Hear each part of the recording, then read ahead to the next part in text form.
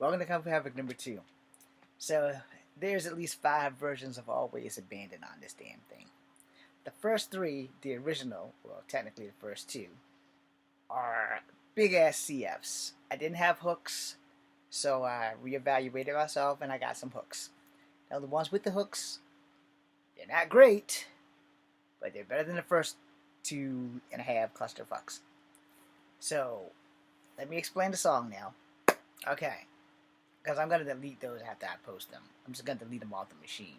Because they're just going to take up space and I don't need them. But, maybe I won't. We'll figure it out. Anyway, the song is called Always Abandoned.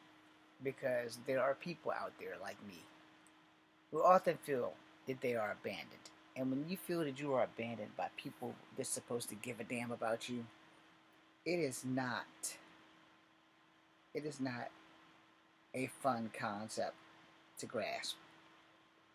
It's not a fun concept to swallow. But the fact of the matter is that sometimes you have to be accepting of being abandoned. There are a lot of people on earth who have abandonment issues. Don't really feel that I have abandonment issues, but I often feel that I have been abandoned. And especially when it comes to mitigating circumstances. For instance, my father died when I was 42. He died in my car. It crashed. He died. They couldn't determine the cause of death because he was an organ donor, so whatever they harvest from him is out there. So I know that part of him is out there. I know that part of him that's out there is looking at somebody today and loving what they're seeing because he donated his corneas. I don't know what else they could have harvested from him because from what they described, his body was kind of mangled. So, my father is gone. My biological father. My surrogate fathers have also passed. I don't feel as much as abandoned by them as I do my biological father. Alright? Because my father and I had plans. We were going to go visit my great grandmother's grave in Charles City. And I'm still waiting for the Chickahominy tribe to reach out. I think I'm going to have to call that 800 number. Just call them. I just got to build up the courage again. Because I sent them a letter like 2 weeks ago. And I haven't got anything back. So I don't even know if they got the letter or if they got it and they ripped it up.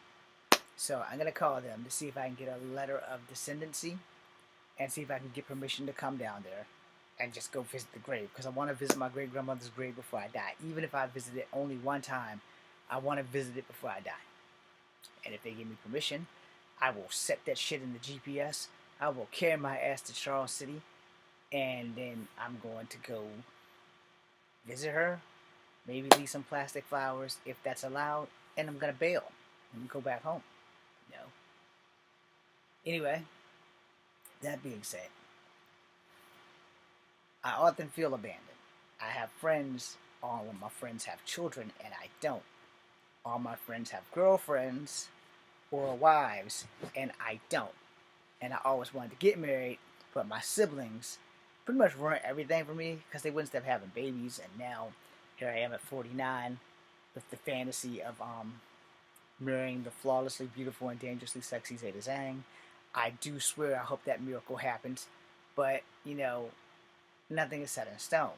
It could happen, it could not happen. She doesn't know who the fuck I am. It would be great if she did know who I was. It would be great if I had met her like 7 or 8 years ago when my life was really fucked up so that everything could be straight. However, my life right now is in a fairly decent place. It's not a great place, but it's not a bad place. It's not a bad place. I'm a whole lot better now than I was like 2-3 years ago. I do still have bad moments. I still battle with depression.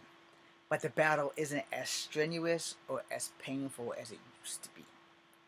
So, therefore, I do have some abandonment issues, but like everything else, you have to face your demons.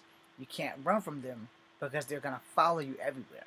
But if you turn and fight them, the demons aren't that bad. They're just little obstacles. Obstacles are for killing. So, I'm killing all my mental demons. I'm not going to continue to suffer. And some of my mental demons are driven by physical demons, who I cannot kill because they're actually human beings. but I can continuously put them in their place. Like, no, y'all just need to grow the fuck up, and whatever your problem is, you need to find somebody else to solve it, or you're gonna have to solve it yourself. I'm pretty much on a I gotta save myself kick instead of trying to save everyone else. Hopefully that makes sense, and hopefully to the 283 of you who are watching this video, it's not offensive. And if it is, I am sorry.